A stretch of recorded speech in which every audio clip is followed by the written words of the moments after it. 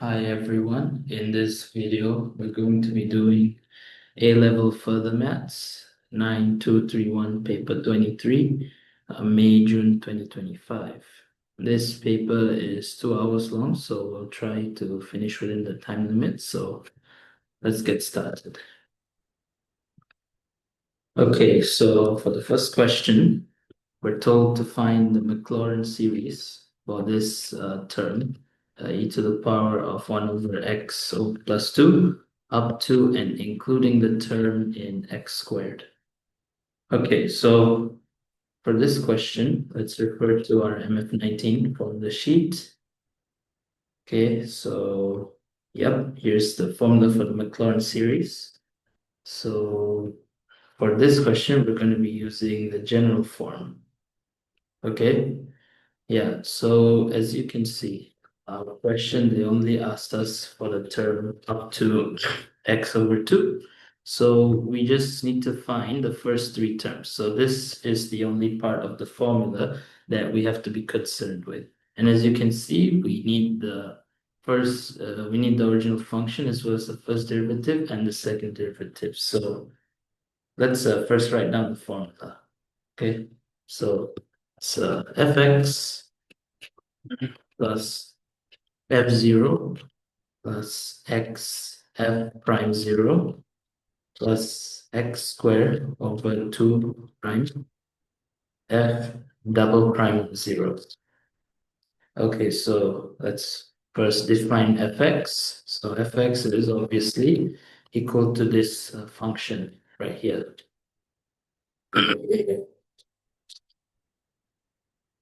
To find f prime x, we are going to have to use the chain rule. So as you know, to differentiate any exponential function, you're going to have to bring down the power and differentiate it.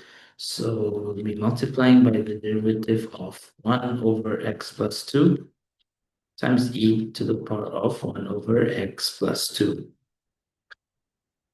So let's do that. So let's differentiate this first. So this would just be, okay, square the denominator, bring the denominator up, multiply by the derivative of the numerator, so that's just a 0 because we're differentiating a constant, minus the numerator times the derivative of the denominator. So that is just 1 times e to the power of 1 over x plus 2.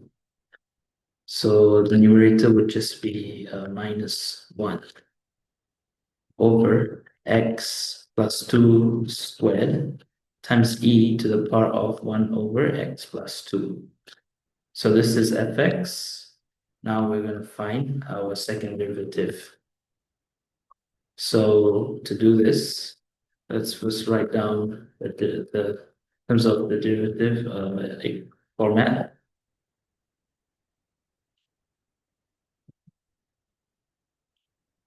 So as you can see, now we're going to have to differentiate a product. So obviously we're going to have to use the product rule for this. So, okay, let's first remove the negative sign. Okay. Yeah, and let's differentiate this first, 1 over x plus 2 squared. So that's the same as x plus 2 to the power of minus 2. So to differentiate that, you bring down this power. So that's minus 2 times x plus 2. And then you minus 1 from the whole power, so that's minus 3. And then you multiply by the derivative of the inner function. So this is the inner function, the derivative of it is just 1. So multiply by 1, it'll still be the same. Yeah, so, and then you keep the other function, which is this one. And then you add it with the derivative of this function. So we know the derivative of this.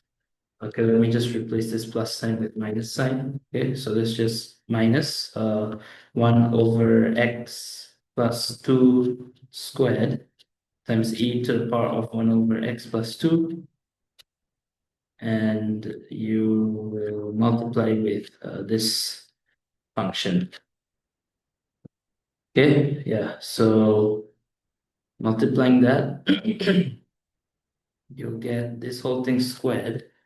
So you can change the power to 4. Okay, all right. So okay, let me just check. Yeah, yeah. So this is the final answer.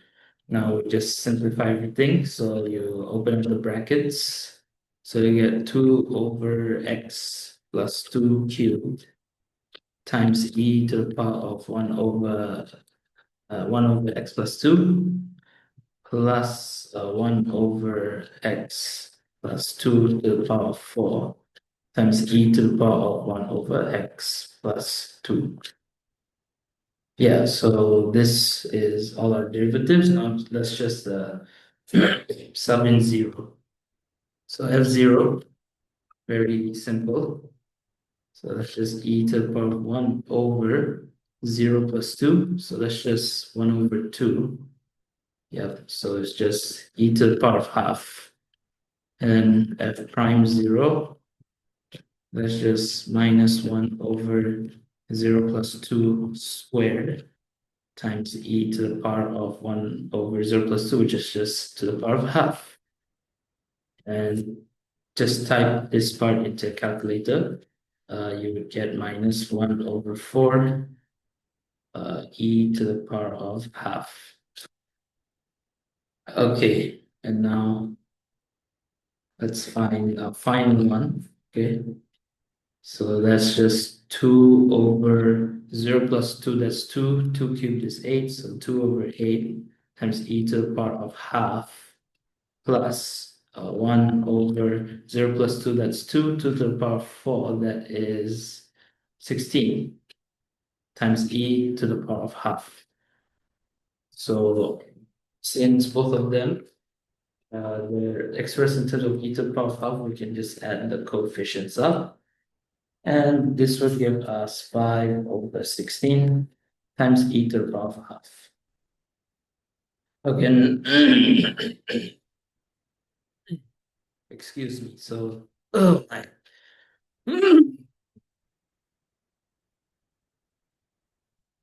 Sorry.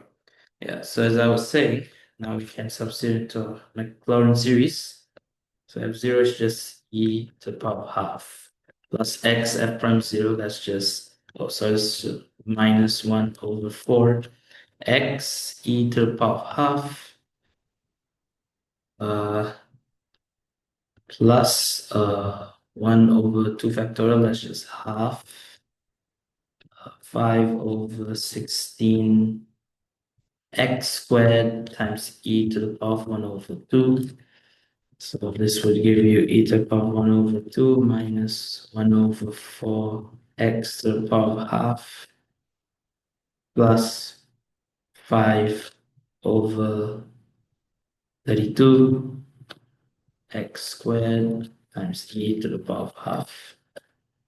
Yeah, so this would be our final answer for this question. Let's head on to the next question.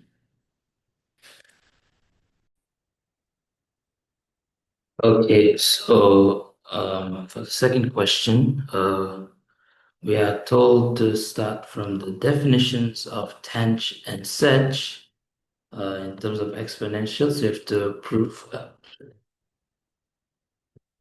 sorry, yeah, we have to prove this identity. Excuse me.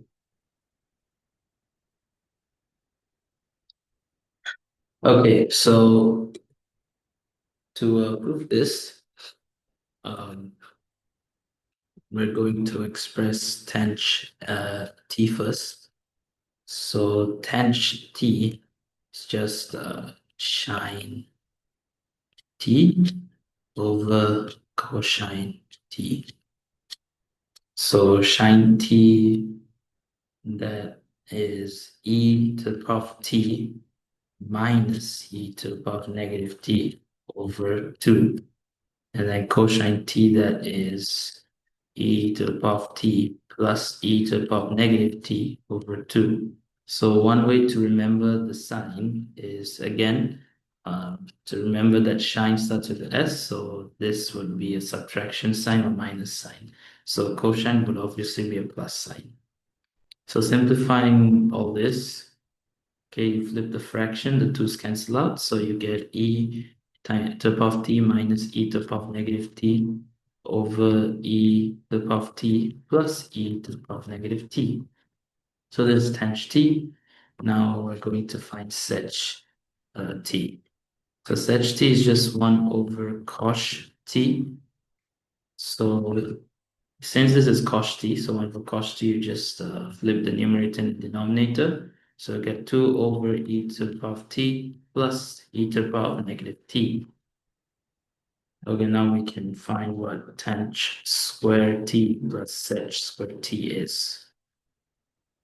So tanh square t, okay, so you just square the numerator and denominator separately. So you get e to the power of t minus e to the power of negative t squared over e to the power of t plus e to the power of negative t squared plus, again, square both the numerator and denominator, you get 4 over e to the power of t plus e to the power of negative t squared.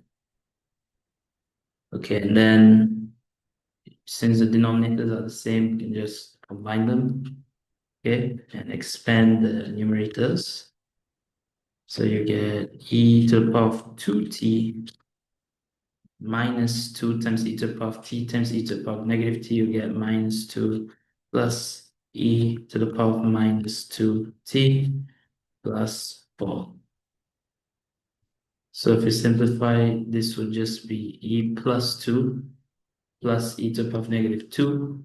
And when you simplify, you will get the same expression as when you expand the denominator, you get the same expression. So this would just be equals to 1. So yeah, we have proven the identity. So I should write proven. And this would be our final answer for this first part. Let's head on to the second part.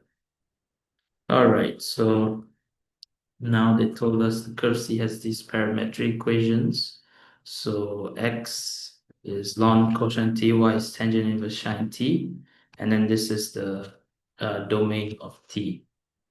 So using this, you have to find the length of this curve. All right, so to find the length of a curve that is expressed parametrically, the formula would just be square root dx dt squared plus dy dt squared, and the integral of the upper and lower limit. So in this case, it's 0 and 1 with respect to t.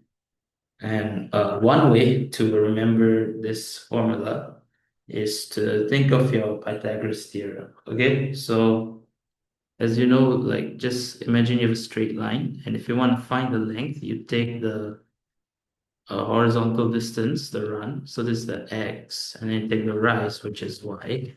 So to find our s, okay, it's just x squared plus y squared square rooted. So similarly for this, since we're dealing with a curve, obviously we can't just straight away take this. We have to take, the derivative. Okay, so that is extra accurate. All right. So yeah, it's the same thing for normal curves. Dx over dx, that's just 1 squared plus dy dx squared square rooted. So I hope you can remember this formula in this way. Just think of your Pythagoras theorem.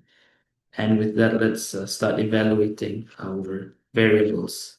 So first, we're going to find out what dx dt is. So x is ln cosine t.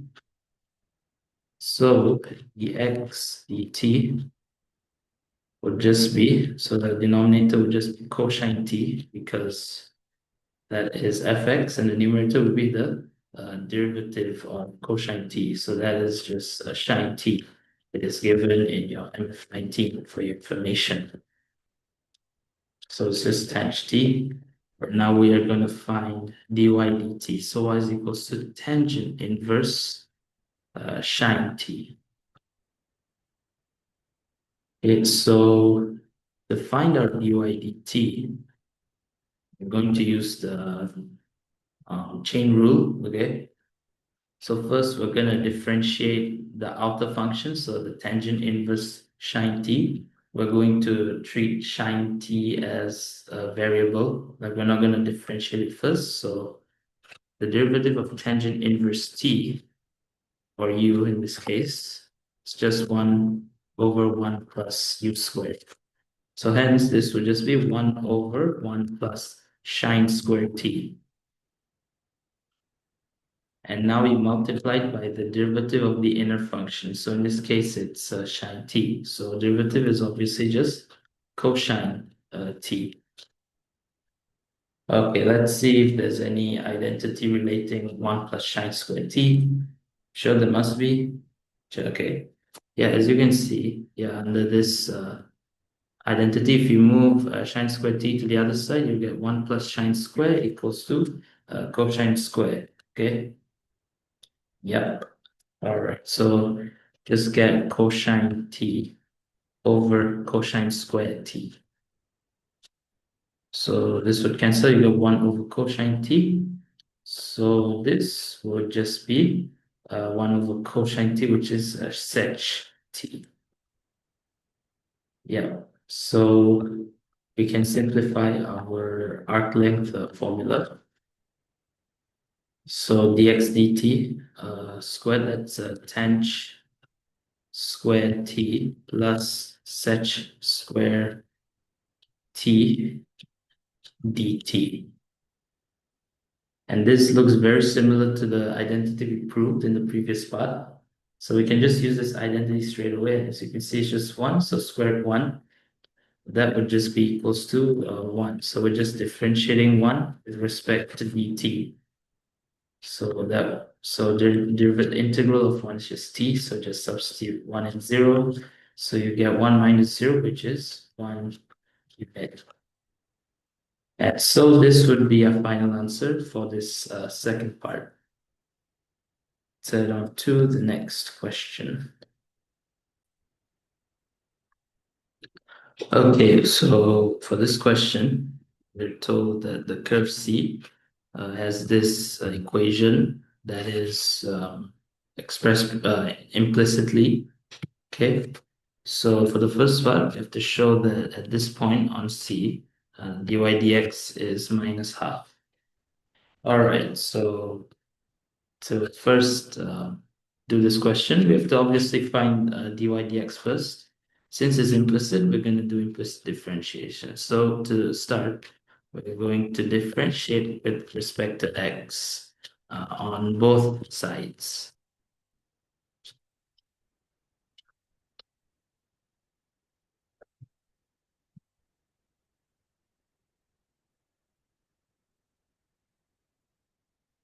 So the left-hand side, we're going to differentiate term by term. So first differentiate this. So to differentiate this, you first differentiate with respect to y. So you keep the constant term and differentiate y squared, you would get 2y. And now you have to put dy dx according to the chain rule. Okay, now you're going to have to differentiate 3 sine inverse xy. So that's keep the 3 and you differentiate sine inverse xy first, like the outer function. So let's take a look at our standard results. So if you can see, if you differentiate sine inverse x, you get 1 over square root 1 plus x squared. So hence, this will just be 1 over square root 1 plus xy squared. So that's just x squared y squared. And then you multiply by the derivative of xy. So to differentiate xy, since it's a product of two functions, we obviously have to use what you call the product rule. All right. So we're going to keep x first and differentiate y. So differentiate y again, differentiate with respect to y first, so you get 1 and then multiply by dy dx. So that's just 1 times dy dx, which is just dy dx. And then you add, so now you keep y and differentiate x. So differentiating x, you just get 1. So this would be our derivative for xy. And the left-hand side is just a constant term, so you don't have to overthink it, just put 0. Okay, so, all right, you know what? Let's just keep it like this and straight away just substitute our points. Okay, you will know why we're doing this in the next part. So let's just sub x equals to 4 and y equals to 3. So 9 times 2 times 1/3, that's just 2/3, right? Yeah, 2/3 dy dx minus 3 times 1 over square root of 1 plus x squared y squared. So that's just 1 plus 4 squared times 1/3 squared, square rooted. So that's just what, 5/3. And then you multiply with your x dy dx plus y. So x is 4 dy dx plus 1/3 is equals to 0. So this will cancel out. So 3 times 2, that's 6 dy dx minus 3 times 1 over 5/3. That's 9/5 times 4 dy dx plus 1/3 equals 0. So this just, expand. So you get 6 dy dx minus 9 times 4, 36/5 dy dx plus 9/5 times 1/3. So the 3 cancels out, so it should become 5. So, oh, sorry, this is also minus 3/5. So keep all the terms in dy dx on the left-hand side and move the rest of the terms onto the right-hand side. So 6 minus 3, 36/5, you will get minus 6/5 dy dx should be equal to 3/5. And dividing both sides by minus 6/5, you get the final answer, minus 1/2. Okay, let me check one more time just to be safe. Yep, we do. So we can write shown since they already gave us the result. Okay, so this would be our final answer for the first part of this question. Let's head on to the second part. Okay, so now we're going to have to find the value of the second derivative at the same point. Okay, so to find the second derivative, you take your expression from when you try to evaluate dy dx, okay? And then you differentiate that. Okay, so yeah, you know what? I'm just gonna write it down. Okay, so 9 times 2y, that's 18y. Okay, 9 2y dy dx. Okay, and then minus 3 times 1 over square root 1 plus x squared y squared times x dy dx plus y equals to 0. Yeah, this is our answer. Yeah, now for this, we're gonna have to again differentiate both sides with respect to x. So to differentiate the left-hand side, just gonna differentiate this, okay? So to differentiate this, you keep the 18 and you only differentiate y and y times dy dx. So to do that, I'm going to keep my y, okay, and differentiate my dy dx. So that's just d square y over dx squared plus the derivative of y, that is just dy dx. Yeah, so dy dx and dy dx, that's dy dx squared. All right. Okay. And then now you differentiate this term. So minus 3 times blah, blah, blah. So minus 3, keep it. And since it's a product of two functions, we're going to apply the product rule. Okay. So I'm going to keep this one first. Okay. So let's put double brackets. So keep this one. Really carefully here. Okay. A lot of students found this tricky when they set this exam, right? Okay, now we're going to differentiate this. So to differentiate, we're going to use a quotient rule. So you square your denominator first, so that means the square root will disappear. And then you take your denominator and then you put it on top. And then you multiply the derivative of the numerator. So that's just 0. And then minus the we call numerator, okay, times the differentiated denominator.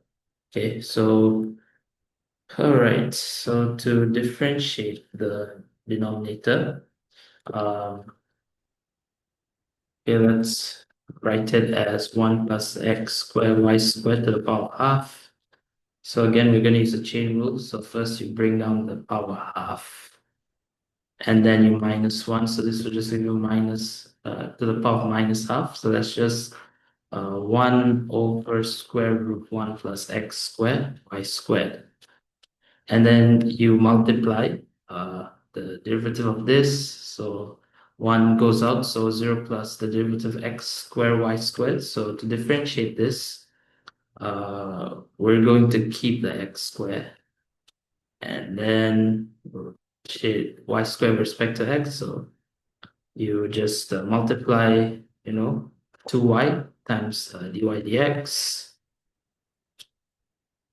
plus 2x y squared. So simplifying, you would get x squared y dy dx plus xy squared over 1 plus x squared y squared. Yeah, so this is our derivative for the denominator. Okay. All right. So yeah, let's just write everything down, even though the space is like really cramped. You can simplify later. Okay. Okay. All right. Yeah, so you see, this is the derivative of the first one. Now we are going to do Now we're going to find the second part. So this time we'll differentiate this. Okay, so to differentiate that one, but the first time we're gonna have to obviously use the product rule again. So I'm gonna keep x first and differentiate dy dx. So that's just d squared y dx squared plus differentiate x, that's just 1, so plus dy dx times 1 over square root 1 plus x squared y squared. Yeah, so all this is just equals to 0, okay? Okay, so now, okay, how about this? We're gonna move minus 3 times the whole thing to the other side so that it'll be simpler for us. And I'm also gonna make my handwriting a bit smaller. Okay, so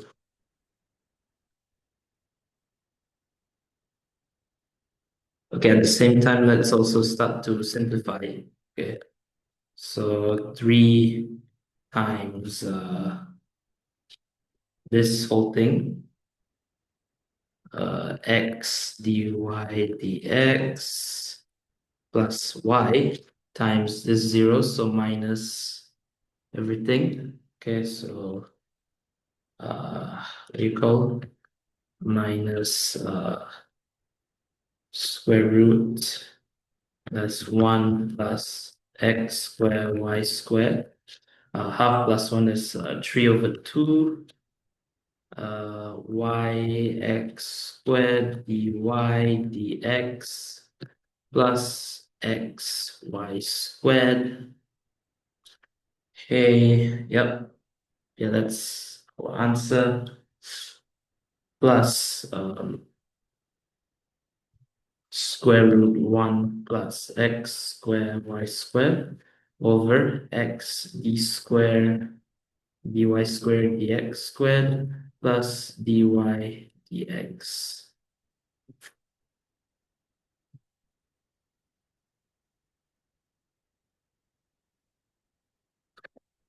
Yeah, all right. So now we're going to substitute our known variables. So we know that dy dx is equals to minus half, and the coordinates, so that's x equals to 4 and y equals to 1 over 3. Yeah. So, okay, wait.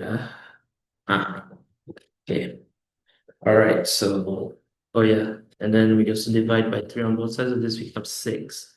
So 6 times y. So y is 1/3 d squared y dx squared plus dy dx squared. So dy dx is minus half, so minus half squared. That is 1 over 4 equals to x dy dx plus y. So x is 4 times minus half plus 1/3. You would get minus 5 over 3. Okay, and then minus yx squared. So y is 1/3. X squared is 4 squared. So you get minus 16 over 3 dy dx plus 4y squared. So that's 4 times 1/3 squared. So you would get 4 over 9 over 1 plus x squared, that is 4 squared times 1/3 squared to the power of 3 over 2.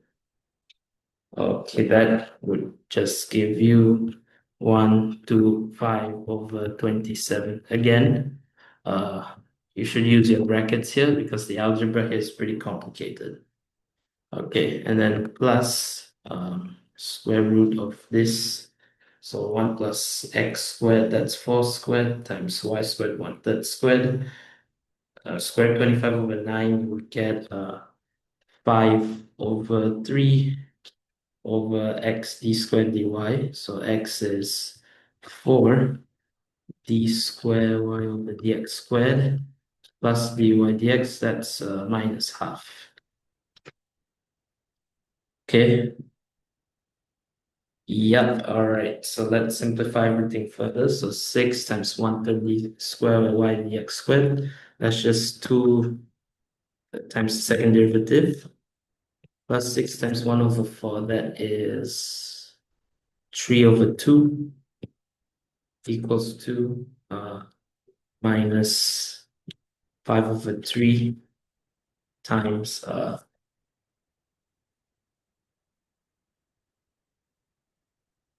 Oh, and by the way, you can factor out the -1 from the bracket. So -1 times -1, so just positive.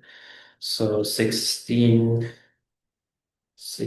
over 3 divided by 125, 27.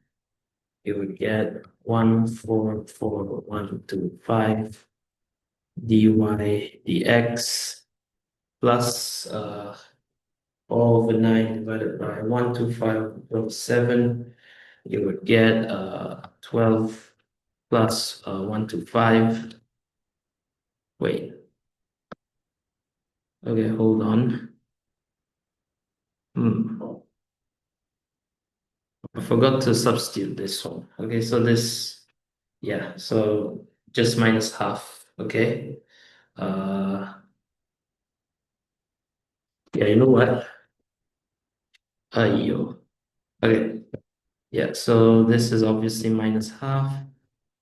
Okay, so just type all this into your calculator. You don't have to separately evaluate. Okay, let me just erase everything.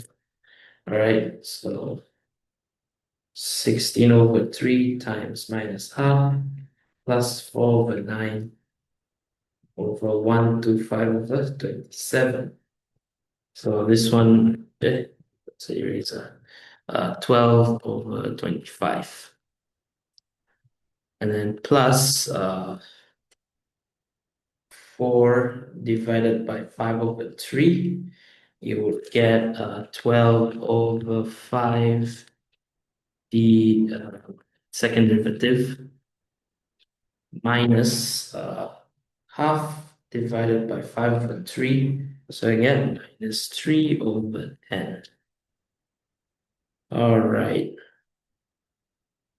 Okay. So let's move all the d square y dx terms to the right-hand side and the constant terms to the left-hand side. Okay, so 3 over 2 minus 5 over 3 times 12 over 25 plus 3 over 10. That would give you 1. And then 12 over 5 d square y dx squared minus 2 d square y dx squared. That is going to give you 2 over 5. 2 over 5. Wait.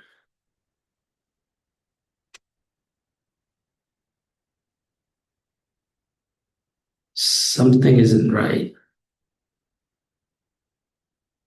Okay, let me just see whether I differentiated wrongly. I have a feeling that I might have differentiated wrongly. I don't think I did. Yeah, it doesn't seem like it. Okay. That's just 0 and then minus 1. Okay. Okay, this one would be okay.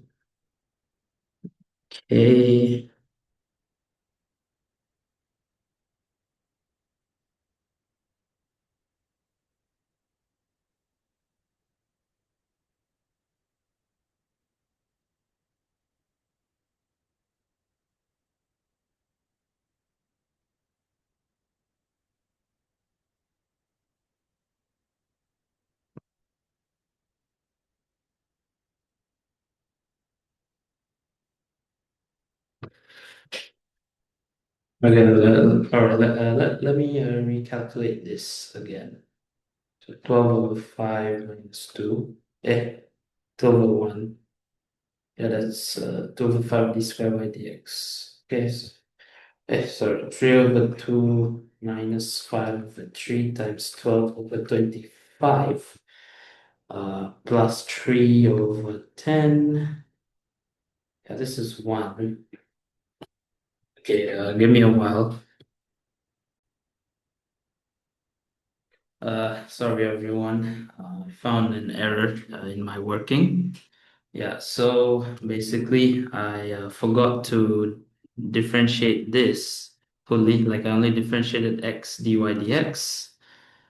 Yeah, so I forgot to differentiate the y, which is just dy dx. So this is supposed to be plus dy dx plus dy dx. So this is going to be plus 2 dy dx. Okay, so 2 dy dx, 2 dy dx, that is minus 1.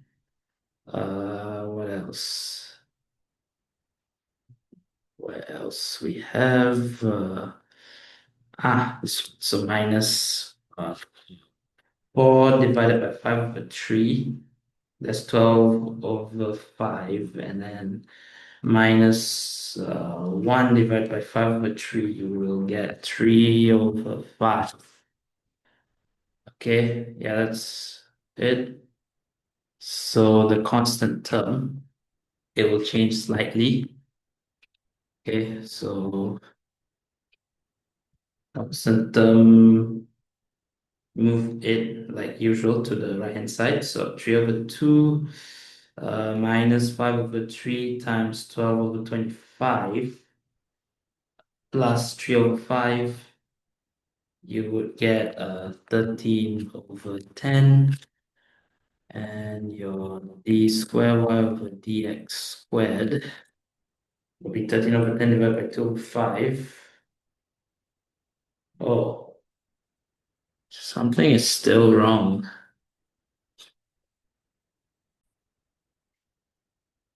Okay, sorry again. Yeah, I found another error. So this is supposed to be minus 12 over 25. Okay, let me just erase this bracket to make it clearer. So yeah, this is supposed to be minus 12 over 25. Yeah, I hope I finally get the correct constant. So 3 over 2 minus 5 over 3 times minus 12 over 5 plus 3 over 5. Okay, yeah, you get 29 over 10. So d squared y dx squared, 29 over 10 divided by 2 over 5, you would get 29 over 4. So this would be our final answer for the second part, as well as the entire question. Let's head on to the next question. Okay, so for this question, we are told to find the particular solution of this DE. Yeah, so you can see it's a second order inhomogeneous differential equation. And we're also given the initial conditions t equals to 0 and x and dx dt equals to 0. Okay, so to start off, we're supposed to write down our auxiliary equation first. So to get the auxiliary equation, you just look at this side of the equation. So your second derivative would be a lambda squared, and your first derivative would just be lambda, and any constant, any terms in like no derivatives, like x, that would just be your constant term. Like the coefficient will be the constant, and you equate this to 0. So I'm going to try to factorize this first. Okay, if not, it's a quadratic formula. Okay, factorize this. So this is lambda minus 1 times lambda plus 2 equals to 0. So lambda minus 1 equals to 0. You will get lambda equals 1. And lambda plus 2 equals to 0. You get lambda equals to minus 2. So these are our values for lambda. And using this, we can state our complementary solution. Okay. It will obviously be in terms of x equals to a times e to the power of lambda 1t. So lambda 1 is 1. So 1 times t, that's t. So to the power of t plus b times e to the power of lambda 2. So that's minus 2 times t. So b to the power of minus 2t. Yeah, so this is a complementary solution. Now we're going to have to find a particular integral. So to find our particular integral, we're going to have to let our x be a function. So to determine what we should let our x be, look at the left-hand side of the equation. Yeah, so as you can see, the left-hand side of our equation is a polynomial, and the highest degree is n equals to 2, because it's a quadratic. So yeah, so hence we're going to let A be a general quadratic. Okay, so you can let it be like AT squared plus BT plus C. So yeah, so if you have like a cubic equation in here, your highest degree will be 3, and you have to do something like AT cubed plus BT squared plus CT plus D. Okay? All right. So dx dt. So now you differentiate it. So dx dt, AT squared, you would get 2AT.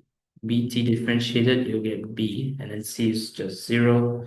And then the second derivative with respect to T, 2AT differentiate, you get 2A plus B differentiate, you just get 0, so you just get 2A. Okay, right. So now we are going to substitute it to the right-hand side. So this is 2A plus dx dt, that is 2AT plus B minus 2 times AT squared plus BT plus C equals to 2T squared plus T minus 1. So 2A plus 2AT plus B minus 2AT squared minus 2BT plus C equals to 2T squared plus T minus 1. So let's collect all the terms in T squared first. So we only have one term, which is minus 2AT squared. Now we collect all the terms in T. So we have 2AT minus 2BT. So this is just going to be 2A minus 2B times T. Yep, yeah, that's all the end. Now we're going to group the rest of the terms. So that's 2A plus B plus C. 2A plus B plus C. This will be equal to 2T squared plus T minus 1.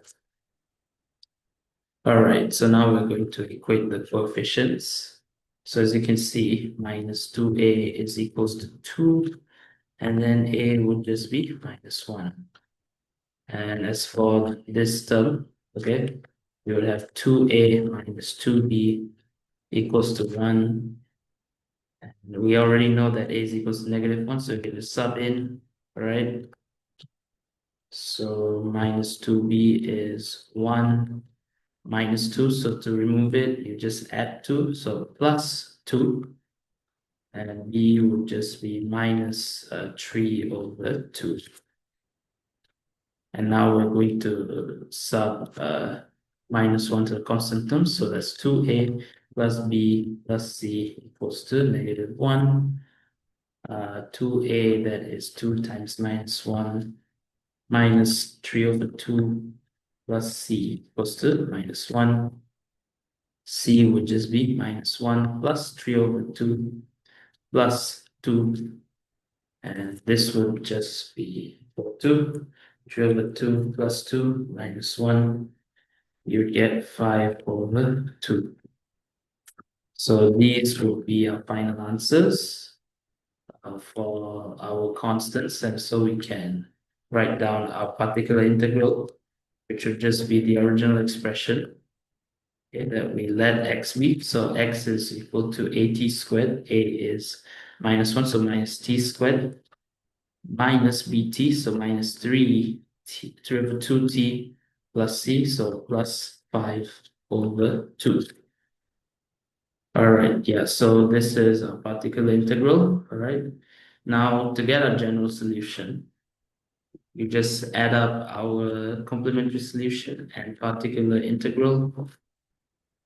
You would get x equals to a times e to the power of t plus b times e to the power of minus 2t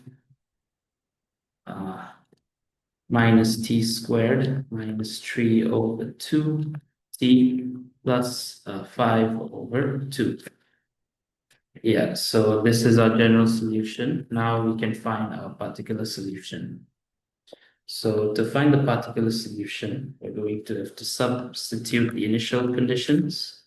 So we can substitute x equals to 0 and what else? T equals to 0. Okay, so a times e to the power of 0, that is a, plus b times e to the power of negative 2 times 0, that is b times 1, so just b, minus t squared, that is minus 0, so yeah, minus 3 over 2 times 0, that's also 0, so we just have plus 0 plus 5 over 2 plus 5 over 2. This would be equals to 0. And then we have a plus b equals to minus 5 over 2. So this would be our first equation. Let's call it equation 2. And to get our second equation, since we already used up these initial conditions, now we have to use dx dt t. So let's find the expression for those two. All right, so dx dt, to differentiate it, you just differentiate this. So a times e to the power of t, a is a constant term, so just keep it and differentiate e to the power of t. That's just e to the power of t. Plus b, keep it and differentiate e to the power of minus 2t. So that's minus 2 times e to the power of minus 2t minus 2t squared minus 3 over 2. All right, and now we are going to substitute this. Sorry, we're going to substitute dx dt equals to 0 and t equals to 0. So you get a times e to the power of 0, that's a, plus b times minus 2 times e to the power of 0, that is minus 2 times 0, that's plus 0 minus 3 over 2, that will be equal to 0. So you have a minus 2b is equals to 3 over 2. So this is the third equation. So now we have to solve these simultaneously. Okay, so to solve it, I'm going to make a the subject in the third equation. So you get a is equals to 3 over 2 plus 2b. So this is 4. So now we're going to sub 4 into 2. So you get 3 over 2 plus 2b plus b equals to minus 5 over 2. Then you get 2b plus b, you get 3b equals to minus 5 over 2 minus 3 over 2. That is minus 8 over 2, so it's just minus 4. So b would just be minus 4 over 3. All right, and now I'm going to find a. So a is just 3 over 2 plus b times minus 4 over 3. So you would get 3 over 2 plus 2 times minus 4 over 3. You would get minus 7 over 6. Okay, all right. So using this, we finally found a particular solution. So that's x equals to AET. So A is minus 7 over 6 times e to the power of t plus b. So b is minus 4 over t times e to the power of negative 2t minus t squared minus 3 over 2 t. plus 5 over 2. Yeah, so this would be a final answer for this part. So it's the entire question. Sorry. Let's head on to the next question. Sorry, everyone. Yeah, expanded this wrongly. So this is not supposed to be C. It is supposed to be minus 2C. Okay, so yeah. So 2A plus B minus 2C minus 2C. Let me just erase all the solutions in here. Just going on.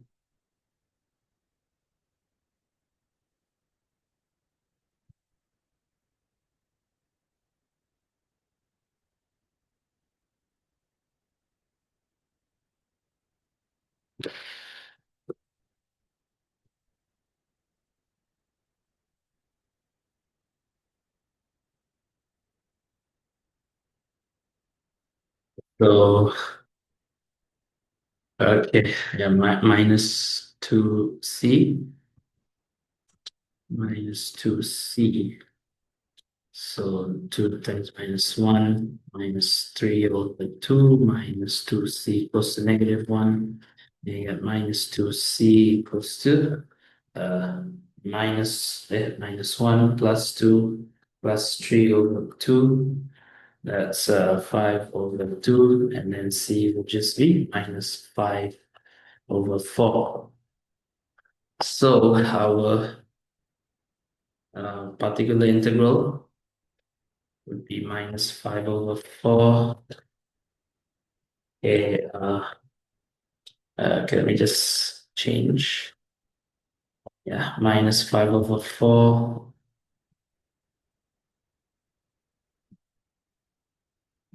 Okay, that's this one. So change to minus 5 over 4.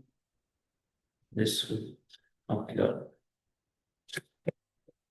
5 over 4. This one would not be affected because either way the constant will be 0. So yeah, this equation is correct. So let's just raise, yeah, until here. Okay, this is gonna take a while. Okay. Oh,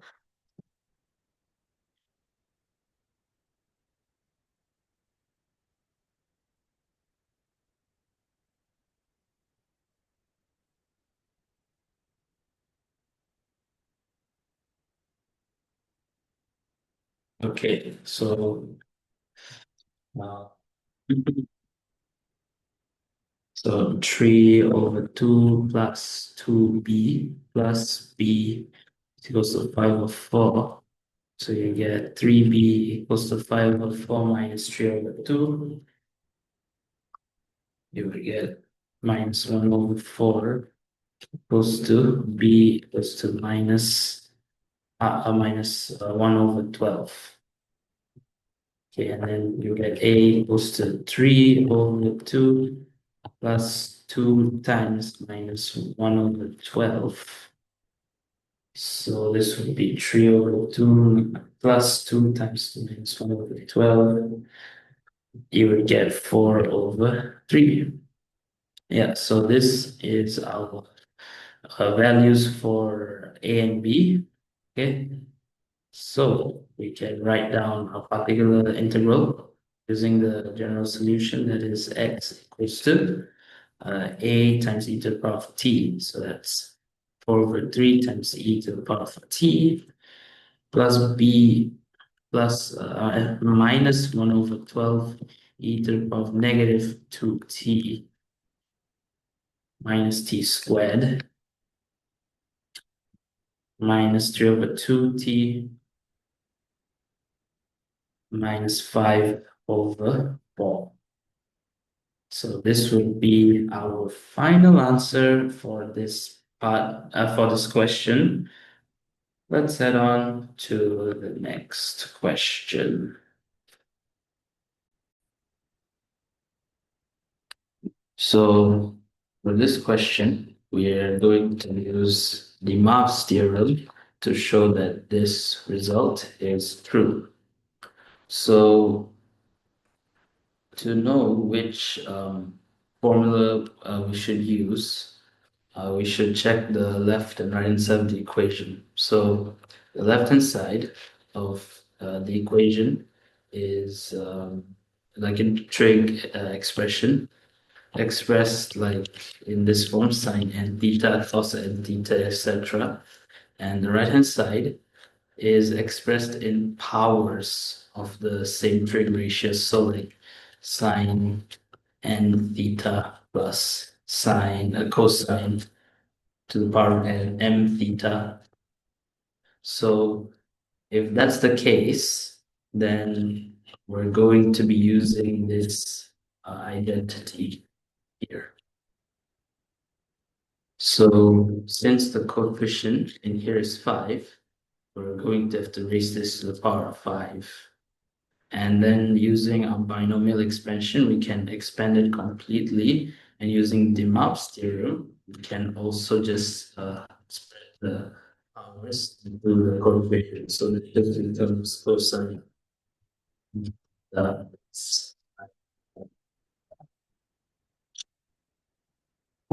Start the binomial expansion. Okay, so how I like to do it is to use the Pascal's triangle.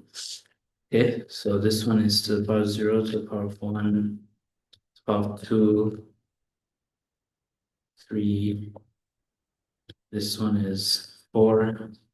And finally, we got 5. So these will be our coefficients for each term in a binomial expansion. So let's start. So first term will obviously be cosine theta to the power of 5. Yeah, all right. And the next term, coefficient is 5 times cosine theta to the power of 4. So you just minus 1 from the power. And then next, they multiply with I sine theta to the power of 1. Then after that, you keep on increasing the power of cosine theta and increasing the power of I sine theta. Okay, so let's continue. This cosine cube theta times I sine theta squared and plus 10 cosine squared theta times I sine theta cubed plus 5 cosine theta times I sine theta power of 4. And then finally, we'll just get I sine theta to the power of 5. So let's now simplify everything. This will just be 5I cosine 4 theta sine theta. And then this one, the power will spread to both I and sine theta. So this becomes I squared sine theta. And we know that I squared is just negative 1 because I is a square root negative 1. So this one is just negative sine square theta. So this becomes minus 10 cosine cube theta sine square theta. And we can also do the same for this, just spread the powers to both I and sine theta. So you get I cubed. I cubed, it's just I squared times I. So this would just be negative I. So we can say this is minus I sine cubed theta. So again, the minus sign times I cos theta sine cubed theta. Okay, all right. And then as for this, we do the same. So this becomes I to the power 4 times sine to the power 4.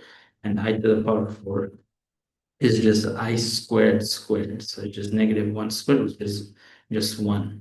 So you can just put a plus sign. So 5 cosine theta times sine to the power of 4 theta.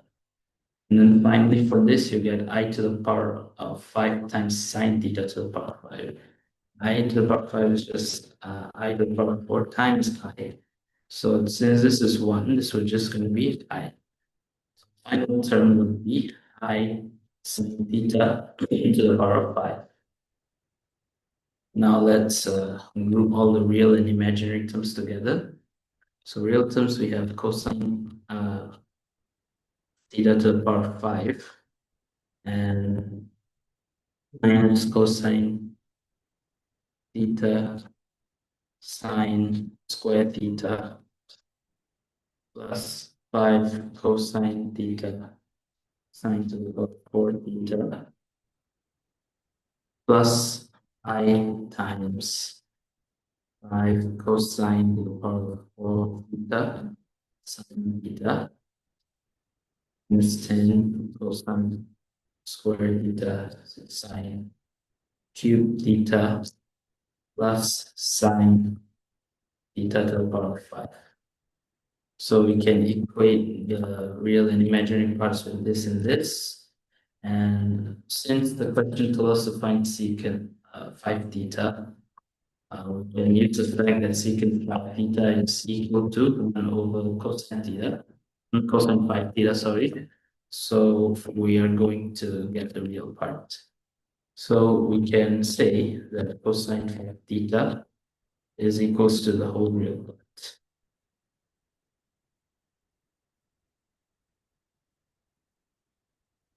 And at this point, we're also going to start expressing everything in terms of cosine theta, because our left-hand side, you can see everything is expressed in terms of secant theta, and secant theta is just 1 over cosine theta. So that's the reason why we have to do it. So the cosine cube theta times sine squared theta. Sine squared theta, as you know, we can write that as 1 minus cosine squared theta. It's in your formula sheet under trig. So like right around here, very fundamental identity. So you make cosine square the subject, get 1 minus theta. Sorry, yeah, it's still true for sine squared theta. Here we have sine to the power 4 theta, which is just sine squared theta squared. So just gonna write 5 cosine theta times 1 minus cosine squared theta squared. Yeah. And now we can start to simplify and expand. So this is sine theta to the power of 5 minus minus 10 cosine cube theta times 1, that's just same, minus 10 cosine cube theta minus cosine cube theta times minus cosine square theta, that is just plus cosine and plus 10 cosine theta to the power of 5. And for this, we're going to expand this out first. So to expand this out, you can see it's clearly in the form a minus b squared. So we can use our identity to solve it, which is a squared minus 2ab plus b squared.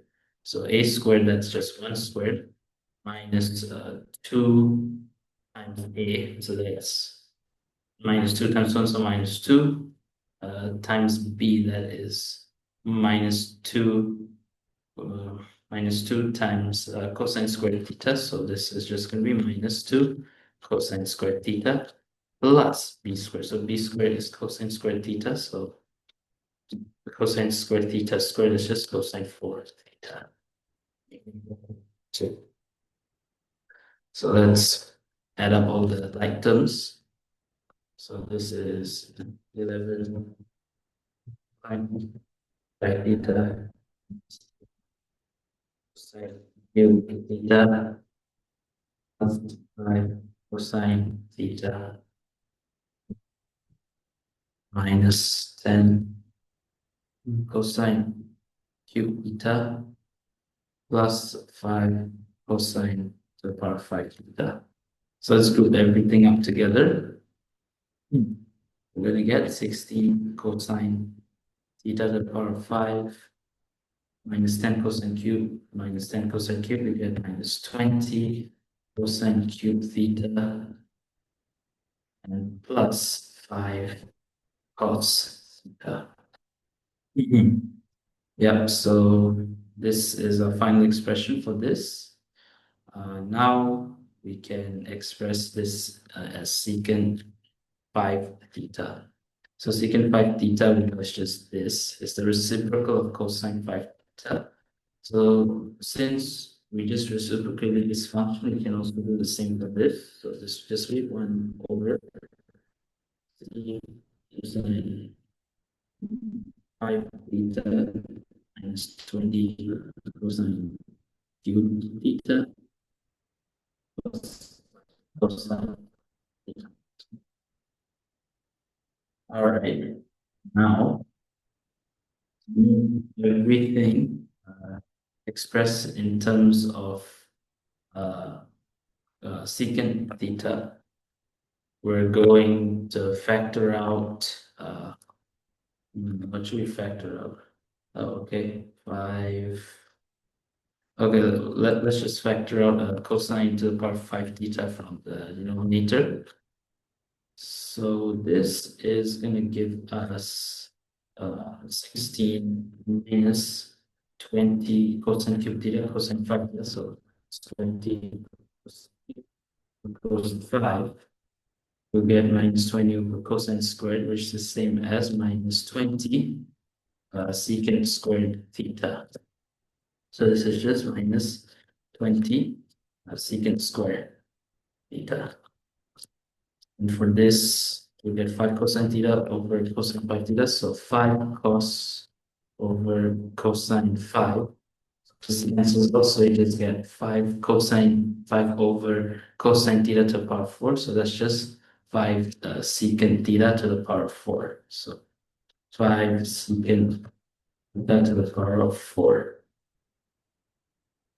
And this 1 over cosine theta to the power 5, you should immediately realize that is secant theta to the power of 5. So once we can finally final answer. So secant theta to the power of 5 over, let's see what the question wants. Oh, okay. So yeah, just rearrange all of those. 5 secant theta to the power of 4 is 20 plus 16. Yep. So yeah, we can write shown because it gave us the result and we've proven it. So yeah, this is our final answer for this part of the question. Let's head on to the next part. Okay, so now hence, so that means the implying you have to use the result from the previous part. We have to obtain the roots of this following equation in this form secant q pi, where q is rational. Okay, so to do this type of question, first step should be to let x equals to whatever we have here to the power, like whatever is raised to a power. So in this case, all of our secants are raised to a power. So we can just let x be equals to secant theta. Okay. So let's substitute into our equation.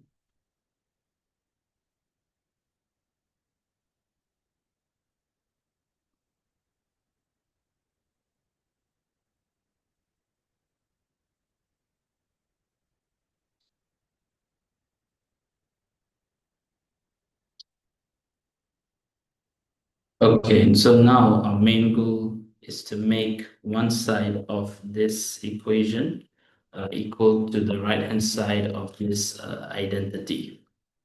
So Okay, let's see what we can start by doing.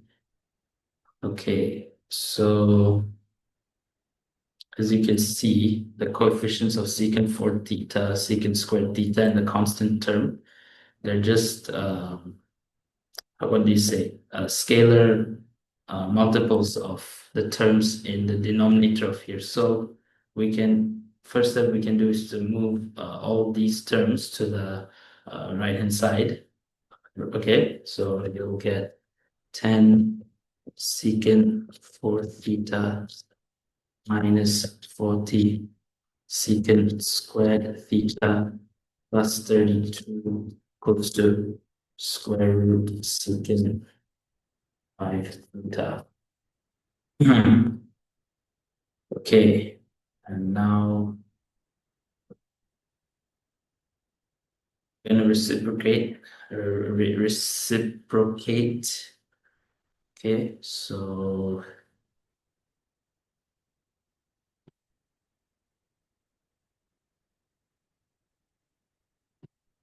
there's just gonna be 1 over. So for this, we can factor out 2, and it will give us the exact same denominators here.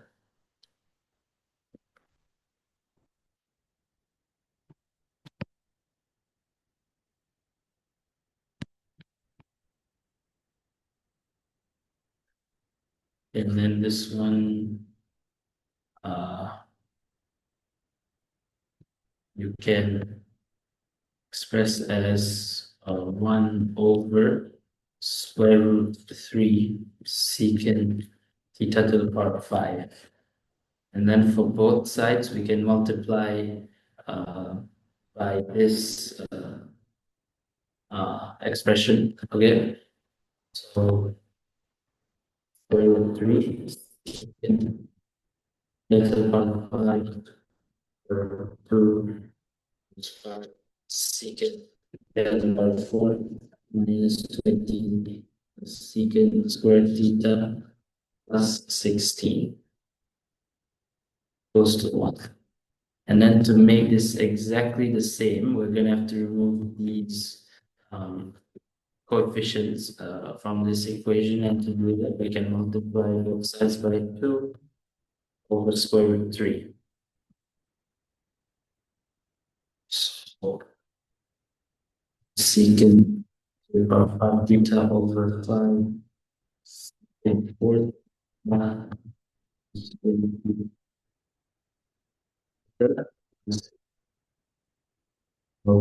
2 over square root 3. All right, so this side, you can see it's exactly the same as the right-hand side of our previous part. So we can just write secant 5 theta is equals to this. And since we cannot solve secant directly, we're going to have to re-express it in terms of 1 over cosine 5 theta.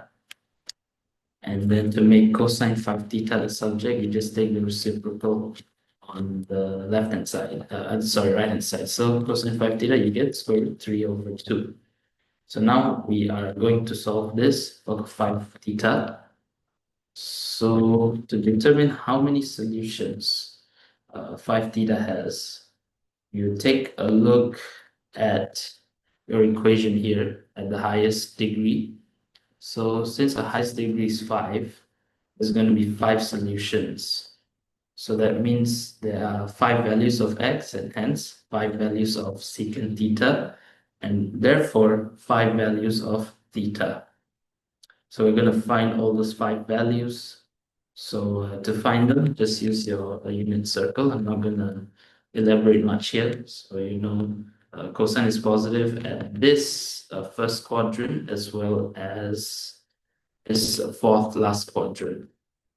Okay, so first angle is going to be a positive acute angle. So it's just cosine inverse square root 3. You can type it into a calculator. You should make sure that your answer is given in radians in exact form. Sorry. So this is just pi over 6 And then next answer is going to be this. Okay. So it's just going to be this obtuse, what do you call it? Reflex angle. So this reflex angle is 2 pi minus the basic angle we found, which is pi over 6. So 2 pi minus pi over 6, you get 11 pi over 6. And then the next one is going to be here again. So this is just 2 pi plus pi over 6. So 13 pi over 6. And then the next one will be once again here. So this is going to be 4 pi minus the basic angle. So 4 pi minus basic angle, you would get 23 over 6 pi. And finally, we'll be back at the first quadrant again for the third time. And for this, the angle is going to be 4 pi plus the basic angle, which is pi over 6. So you get your fifth and final solution, 25 over 6 pi. Now it's just a matter of dividing each of these angles by 5. So we get theta equals to pi over 30, 11 over 30 pi, 13 over 30 pi, 23 over 30 pi, and 25 over 30 pi. We can simplify that. We can get pi over, wait, no. So 5 cancel out. Okay, you get 5 over 6 pi. Okay, so let's check whether all of our values of theta meets the requirement that they give us. So they said the bracket inside, it should be in the form q times pi, where q is rational. So q is just the coefficient of theta, and as you can see, all of them are rational. So they're fractions and they're proper fractions less than 0. So can state our roots. So x is either equal to secant pi over 30, secant 11 over 30 pi, secant 13 over 30 pi, secant 23 over 30 pi, and finally secant 5 over 6 pi. So yeah, these are our final answers, these 6 answers for this last part, as well as the entire question. Let's move on to the next question.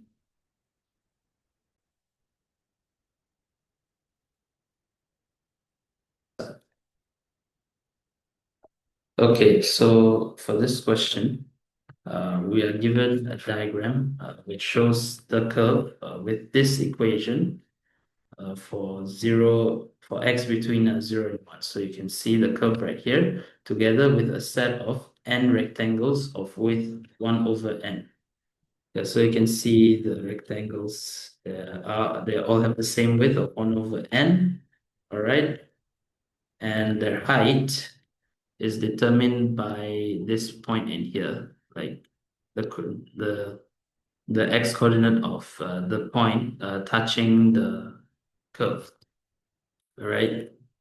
I mean the y coordinate of this point touching the curve.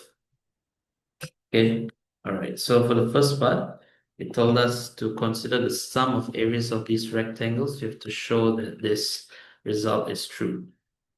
Okay, so to form this inequality, let's take a look let's take a closer look at the rectangles. So you can see that all of these rectangles, they are below the curve. And that tells us that they are definitely less than the exact area under this curve. So we can write down an expression for the sum of all these rectangles. So 1 over n times, okay, the height. So for the first one, that would be 1 over n squared plus 1 and plus 1 over 2 over n squared plus 1 all the way to 1 over, so 1 we can write as n over n, so n over n squared plus 1. And this would be less than the area under the curve. So as you can see, it runs from 0 to 1. So we're just going to take the integral of this function from 0 to 1 with respect to x. Okay, so this one we can write in the sigma format, the summation notation. So yeah, r equals to 1 all the way to n, and write 1 over r squared over n squared plus 1. Less than, so the integral of this, if like you check your MF19, right? Yeah, check here. You differentiate this, you get this. So when you integrate 1 over 1 plus x squared, you get tangent inverse x. So this one is just tangent inverse x, 1 and 0. So let's simplify this further. Okay, so for the summation, like for the expression inside of sigma, let's just multiply both the numerator and denominator by n. So this would give you n squared over r squared plus n squared. Is less than tangent inverse 1 minus tangent inverse 0, that is just 0. Okay, and can bring this 1 over n inside the sigma summation. So this one, you would get n over n squared plus r squared less than 1 over 4 pi. Let's see if that's the, yep. So that's the exact expression given. So we can write shown. Yeah, so this would be our final answer for this first part. All right, let's head on to the next part. Okay, so now we have to use a similar method to find a lower bound for this. So by lower bound, they mean we have to find what is this expression more than, okay? So then we have to give our answer in terms of n and pi. Okay, so to do this, we also have to consider a set of rectangles, but this time the set of rectangles will be different. So now instead of being below the curve, they're going to be above the curve. So they're going to be like slightly taller. Okay, so this is the first one, and then this is the second one. Okay, so tallest one would be here. So it's basically from 0 all the way to n minus 1 over n. So let's write the sum of these. Okay, so 1 over n times all the y values. So you have 1 over 0 squared plus 1 plus 1 over n squared plus 1. Okay, and all the way to 1 over n minus 1 over n squared plus 1. More than the area under the curve. So that one we calculated in the previous part. That's just pi over 4. Okay, so yeah, this will just be 1 over n, 1 plus 1 over n squared all the way to 1 over n is 1 over n squared plus 1 more than pi over 4. So expand everything out. So you know 1 over n plus 1 over n times 1 over 1 over n squared plus 1 plus dot dot dot all the way to 1 over n minus 1 over n squared plus 1 more than pi over 4. All right, so this. we're again going to express this in the summation form. So this from r equals to 1 all the way to n minus 1. So this would be 1 over r over n squared plus 1 more than pi over 4. Okay, all right. Then 1 over n sigma r equals to 1 n minus 1. And then this one we can re-express by multiplying both of them, just like the previous part, both the numerator and denominator by n squared. So this would just be n squared over n squared plus r squared more than pi over 4 minus n. Okay, so we can bring this one in just like the previous part, all right? So this would just be n minus 1 r equals to 1 n over n squared plus r squared more than pi over 4 minus 1 over n. And then to make this n, you just add the n term, all right?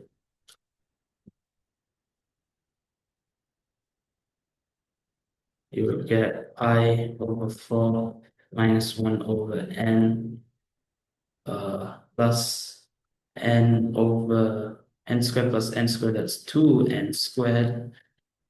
Okay, so this would be equals to pi over 4 1 over 2n minus n. You would get 2 minus 2 over 2n plus 1 over 2n. This would be minus 1 over 2n. Wait, let me check. Okay, 2 over 2n plus 1 over 2n. Yeah, that's minus 1 over 2n. Yeah. So this would be our final answer for this part of the question. Okay, let's head on to the final part. Okay, so for this last part, we have to deduce this exact value of this limit. So to do this, we already know the expression for this. So you can use either the lower bound or the upper bound. So in this case, I'm going to use the lower bound. So lower bound is pi over 4 minus 1 over 2n. And as n gets bigger and bigger, this will get bigger. And so this whole fraction will be smaller, so we can say it will be equal to 0. So the limit would be pi over 4. So this would be our final answer for this part as well as the entire question. Let's head on to the next question. Okay, so for this question, we're supposed to find the solution of this differential equation. So you can see it's a first order differential equation. And we're also given the initial conditions, y equals 0 and x equals to 0. And we're told to give our answer in an exact form. So it doesn't matter whether you make y or x the subject, okay? All right, so to do this question, we first have to find our integrating factor. So to find it, the formula would be e to the power of the integral of the coefficient of y, when the coefficient of dy dx is 1. So this would be integral of 2x plus 6 over x squared plus 6x plus 5 dx. Okay, so let's first find this integral first. So minus 2x plus 6 over x squared plus 6x plus 5. And if you can't tell already, our denominator is factorizable, all right? So yeah, let's just remove the negative sign. So we just have to integrate this.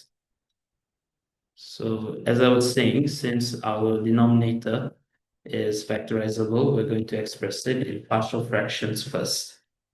So 2x plus 6 over x plus 1 times x plus 5 equal to a over x plus 1 plus b over x plus 5. Okay, well, let me check if factorization is correct. 165. Yep, all right. Yeah, so yeah, let's start the process. So obviously we have to multiply both sides by the denominator on the left-hand side. So this will be a times x plus 5 plus b times x plus 1. All right, so now our goal is to make either one of these factors equals to 0. First, we're going to make x plus 5 equals to 0. So to make it 0, we're going to sub x equals to minus 5. So minus 5 plus 1, that is minus 4. So minus 4b to be equal to 2 times minus 5, that's minus 10. Minus 10 plus 6 is minus 4. Okay? And then you get b equals to 1. Okay, now we're going to substitute x equals to minus 1. So when you do that, your b will be a b times 0, so b will be gone. So now you only have to find a, so a times 1 minus 1 plus 5. Got 5 minus 1, so that's just 4a. And then 2 times minus 1 plus 6, you get 4. And then and then a you will get equals to 1 also. So this function, okay,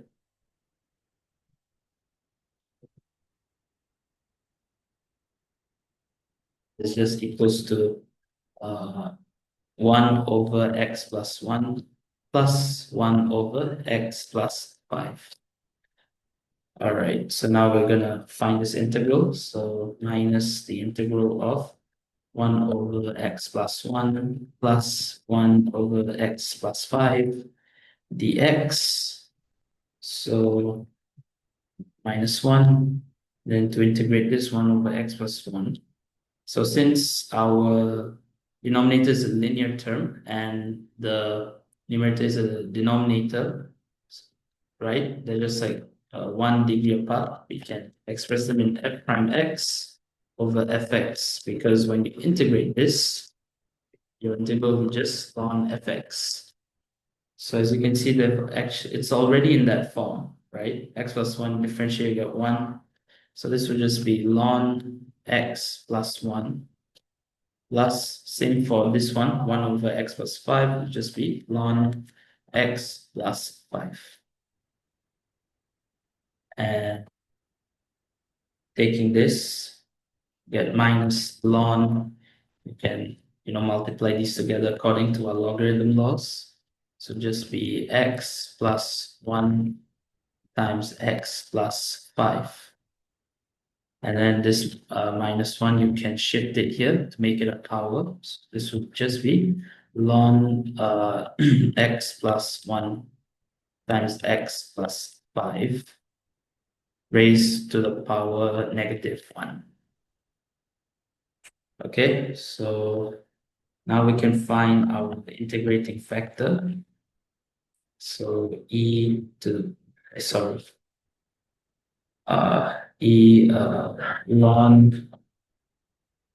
x plus 1 times x plus 5 equals to negative 1. So the e and ln cancel out. So your final answer would just be 1 over x plus 1 times x plus 5. Yeah, so this is your integrating factor. Okay, just so you can rewrite it as 1 over x squared plus 6x plus 5. Yeah, so now your integrating factor, you just multiply it to both sides of the equation. So you would have 1 over x squared plus 6x plus 5 dy dx. minus 2x plus 6 over x squared plus 6x plus 5 squared y. Yeah, y equals to 4. Okay, 4x squared plus 6x plus 5. Oh, okay, we have another page, so I have to do it. This one, if you realize, it's in the form u, u dy dx plus du dx y. So this one is the same as d dx y times u. This is basically a reverse product rule. So we can rewrite this as y over x squared plus 6x plus 5 equal to 4 over x squared plus 6x plus 5. And then when you integrate both sides with respect to x, this cancels out, so you get y over x squared plus 6x plus 5. This would be equal to the integral of this function.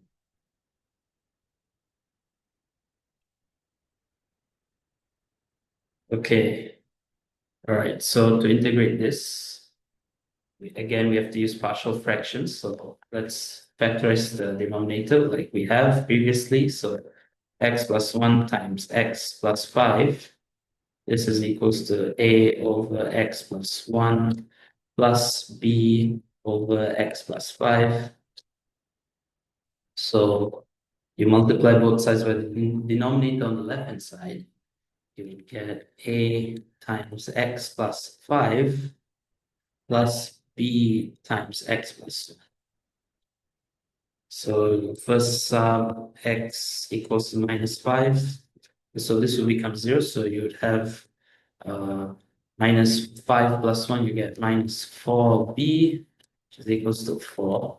And then b would just be minus 1. And then to make this 0, you just sub x equals to negative 1. So when you make x minus 1 plus 5, you get 4. So 4a equals to 4. So a is 1. Okay, all right. So hence, we can just straight away integrate. All right, so 1 over x plus 1 minus 1 over x plus 5 dx. So integrating this, again, it's in the form f prime x over fx. So this would be ln x plus 1 minus this one is also in the form f prime x over fx. So this is ln x plus 5. Don't forget a plus c, so we can combine these using our log laws. So since there's a minus sign, we're going to divide these two. So this is going to be ln x plus 1 over x plus 5 plus c. Okay, and now we can have our general solution. Okay, y equals to x squared plus 6x plus 5 equals to ln x plus 1 over x plus 5 plus c. All right, now we are going to substitute our initial conditions. So the sub y equals to 0 and x equals to 0. So 0 over a whole number, this will just be 0 equals to ln 0 plus 1, that's 1 over 0 plus 5, that is 5. So 1 over 5 plus c. C would just be minus ln 1 over 5, which is just minus 5 to the power of negative 1. And bring this over to the other side, this would just be ln 5. Okay, all right, so now we can write the full solution.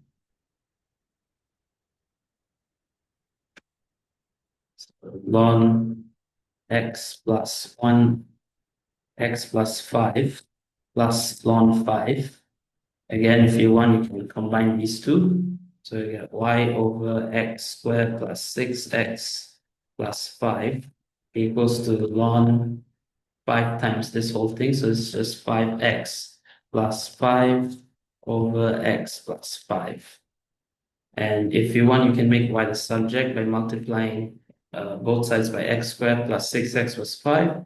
So y would just be x squared plus 6x plus 5 ln 5x plus 5 over x plus 5.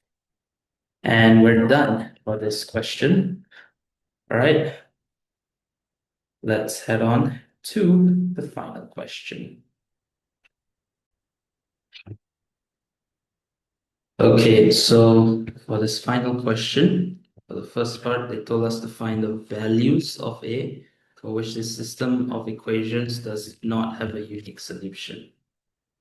All right, so first of all, to solve this type of a system of equations, we're going to take all the coefficients of x, y, and z, so all these, and then put them into one matrix. So the first row will be the coefficients of this first equation, so 3 over 2, 3, 8, and then a.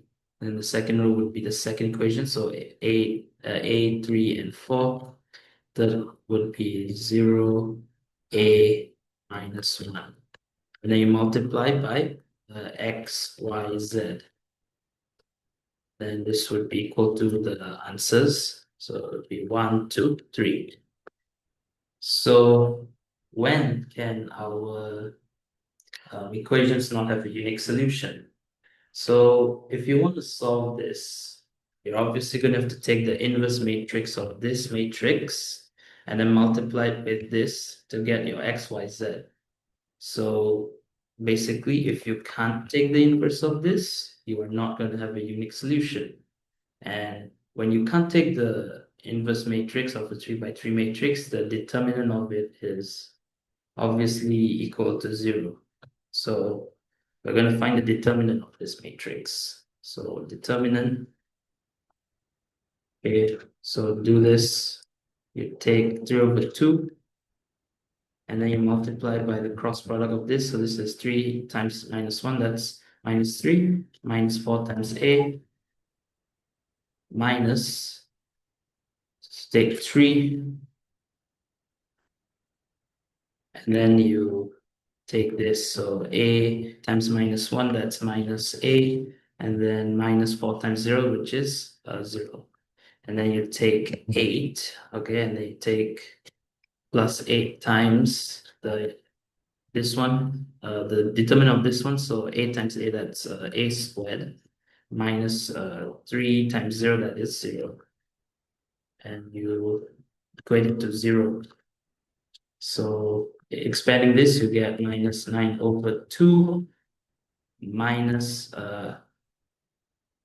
12 over 6, 12 minus 12 over 2a, so minus 6a plus 3a plus 8a squared equals to 0. So 8a squared minus 3a minus 9 over 2a.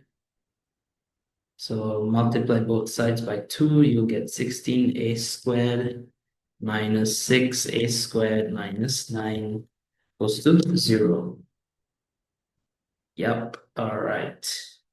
So now we just have to solve this equation. So let's see if we can factorize this. We can use the quadratic formula. Okay, we cannot. So we're going to take the quadratic formula. So minus b, that's minus negative 6, that's 6, plus minus b squared, which is minus 6 squared, that's 36, minus 2 times a, which is 16, and then b minus 9 over 2 times 16. So first answer, if you type all this into a calculator, you will get 3 over 16 plus 3 over 16 square root 17. And the other answer will be 3 over 16 minus 3 over 16 square root 17. Yep, so these would be our final answers for this first part of this question. Let's head on to the second part. Okay, so for the second part, we're given a matrix A, you can see, and we're told that B is equals to A, the inverse of A. So we're supposed to use a characteristic equation of A to show that B squared is equals to this, where P and Q are constants to be determined. All right, so first step is to express B squared in terms of A. So it's very obvious B squared is just A inverse times B times A inverse, and B we know is just A inverse. So A inverse times A inverse, you'll get A to the power of -2. So we're basically going to have to determine this, in other words. So let's start finding the characteristic equation. So to do that, you find the expression for A minus lambda I. So the characteristic equation is the equation that when you solve it, will give you the eigenvalues for the particular matrix. Okay, so 3 over 2 minus lambda 3, 8. And by the way, I is the identity matrix. So if you don't get why I'm minusing like only diagonally, now I hope you get it. So -1 minus lambda. All right, and now we're going to find the determinant of this. So same process. So 3 over 2 minus lambda times the determinant of this. So multiply 3 minus lambda times -1 minus lambda times 4 times 0, that's -0. So it's just 3 minus lambda times -1 minus lambda minus 3. And then you take the determinant of this, so 0 times -1 minus lambda, that is 0, and -4 times 0, that is 0. And then you take 8, 8 times 0 times 0 lambda minus 3 minus lambda times 0. So that is again 0, and you equate the determinant to 0. Okay, so now we're going to expand everything out, okay? So we're going to first expand these out. So 3 times -1, that is -3, minus lambda times -1, that is plus lambda, and 3 times minus lambda, that's -3 lambda, plus lambda, you get -2 lambda, and minus lambda times minus lambda, you get plus lambda squared, equals to 0. All right, now we're going to find our lambda cubed term. So that's minus lambda times plus lambda squared. You get minus lambda cubed. And for lambda squared, 3 over 2 times lambda squared, you get 3 over 2 lambda squared. And minus lambda times -2 lambda, you get 2 lambda squared. So plus 2 lambda, you get plus 7 over 2 lambda squared. All right, so now we're going to find a lambda term. So 3 over 2 times -2 lambda minus lambda times -3. So you get 0 lambda. And finally, constant term, you just take 3 over 2 times -3. This would give you -9 over 2 equals to 0.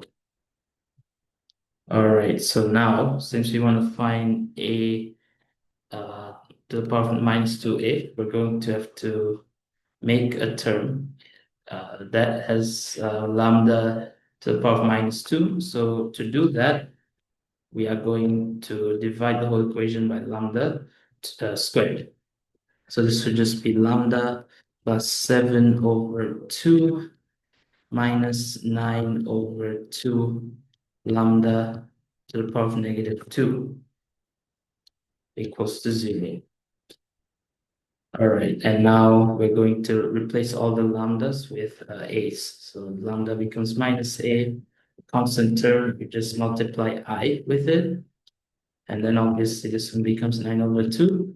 A to the power minus 2 equals to 0.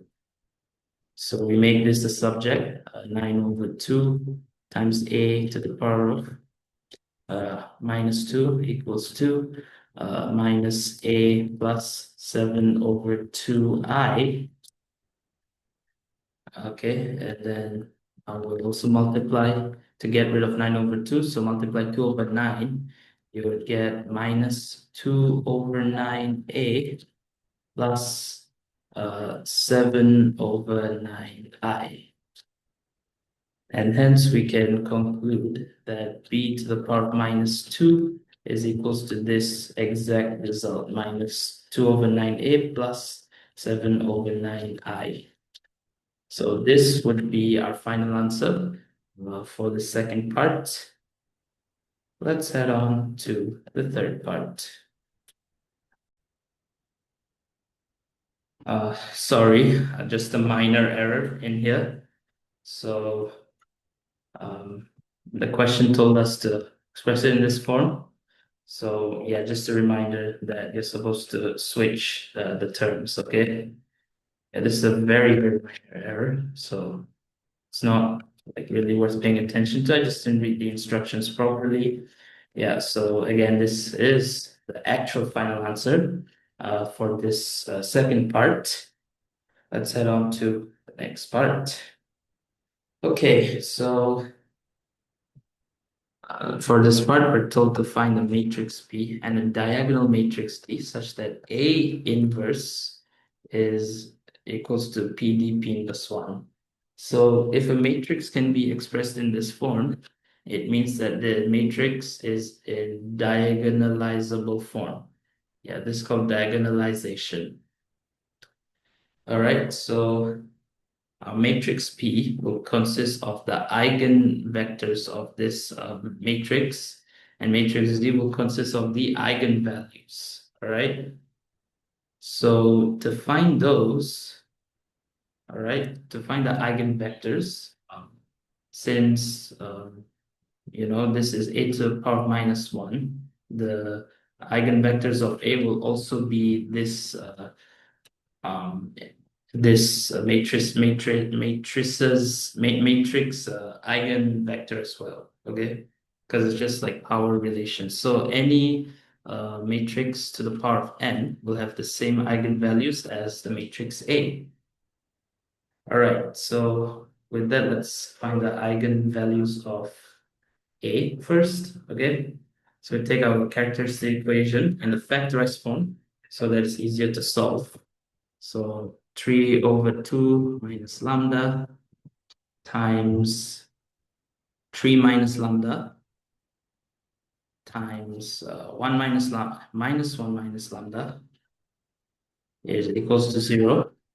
So just equate each factor to 0. So 3 over 2 minus lambda equals to 0. You would get lambda equals to 3 over 2. And then for 3 minus lambda equated to 0, you would get lambda equals to 3. And minus 1 minus lambda equals to 0, you will get lambda equals to minus 1. So these are our eigenvalues, all right? Now we can find our eigenvectors. So to do that, you substitute each of the eigenvalues into A minus lambda I, and then you take the vector product of any two rows. And those two rows, they cannot be zero vectors or vector scalar products of each other. So let's first substitute lambda equals to 3 over 2. So yeah, so lambda 3 over 2, so 3 over 2 minus 3 over 2, that is obviously just 0, 3, 8. So the non-diagonal values obviously don't change. So 0, 3 minus lambda. So 3 minus 3 over 2, you get 3 over 2, 4. And then you get 0, 0. Am I right? Yep. Minus 1 minus lambda. So minus 1 minus 3 over 2, you get minus 5 over 2. All right, and now we're going to take the vector product of any two rows. So for me, I'm going to choose these two right here. Yeah, they don't seem to look like vector products. Oh, yeah, these two are vector products, so we cannot multiply by them. So we're going to multiply by this and this. So 0, 3, 8, 0, 0, minus 5 over 2. Okay, I'm just going to use my calculator. Again, if you want to do it the manual way, you can check out my further Pure Math 1 videos where I do them by hand. Okay. All right. So 0, 3, 8. Okay, 0, 0, minus 5, minus 5 over 2. Okay, vector A times vector B, you would get minus 15 over 2, 0, 0.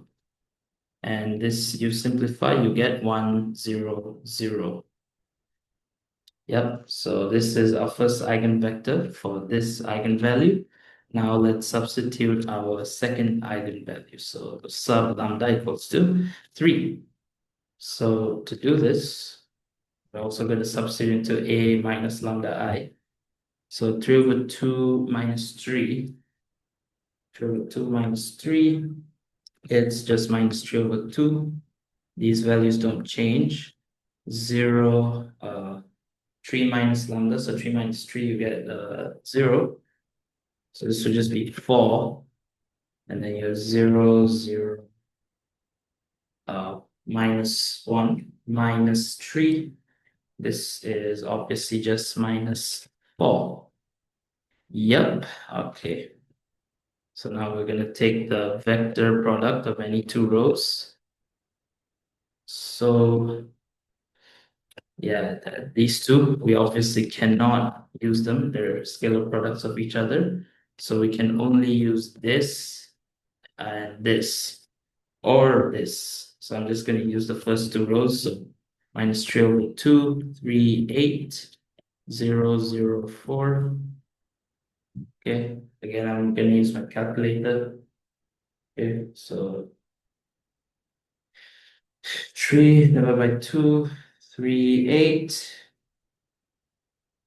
0, 0, 4. Okay, so vector A times vector B, you get 12, 6, 0. And then you divide by 6, you get 2, 1, 0. Okay, so yeah, this is our second eigenvector with this respective eigenvalue.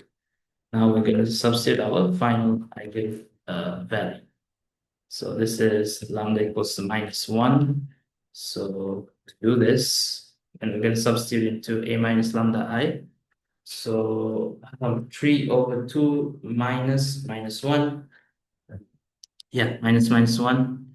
We got 5 over 2, 3, 8. Okay, yep. All right. And then yeah, this obviously still stays the same. And then this one is 3 minus minus 1. You'll get 4. This one just stays as 4. And then this one is 0, 0, minus 1, minus minus 1. So this is, again, 0. So we have a 0 vector here, so we cannot use that to find our eigenvector. So obviously we can only use this. So 5 over 2, 3, 8, 0, 4, 4. Okay, so I'm just going to use my calculator. Vector 5 over 2, 3, 8, 8, 0, 4, 4. Vector A minus vector B. You get minus 20 and 10. And simplifying this, dividing by minus 10, you get 2 minus 1 minus 1. Yeah, so these are all of our three eigenvectors, and we can state what P is. So P would just be all of our eigenvectors of A, and hence A inverse. So the first one, to be this, express it like this. Second one is 2, 1, 0. The third one is 2 minus 1, minus 1. All right, and to find what D is just the eigenvalues diagonally, okay? So to find the eigenvalues of A inverse, all right, you just take the eigenvalues of A and you raise them to the power -1. So 3 over 2 -1 and so on and so forth. So D is 3 over 2 -1, 3 -1, 3 to the power of -1 and -1 to the power of -1. So 0, 0, 0, 0, 0, 0. So D is 2 over 3, 0, 0, 0, 1, the 0, 0, 0, minus 1. Yep, so this is our final answer for this part. Okay, sorry everyone. Yeah, so I made a mistake in here. I typed the wrong buttons in my calculator, and apparently this is -10. So this one would just be 1. This one would also be 1, like P. All right. Yeah, other than that, yeah, everything else is correct. Yeah, so this is our final answer for this part, okay, as well as our entire question. And we have also come to the end of this paper. So I hope you found this video helpful. And if you did, please make sure to like and subscribe and share this video with anyone else who might find it helpful. And if you have the time, please go to the posts section in my channel and check out the latest post where I'm offering tutoring services to 3 people. So if you're interested, please check it out. If you have any questions, queries, or doubts, or any future video ideas, please feel free to leave them down in the comments below. And yeah, that's all for today. I'll see you again next time. All right, thank you.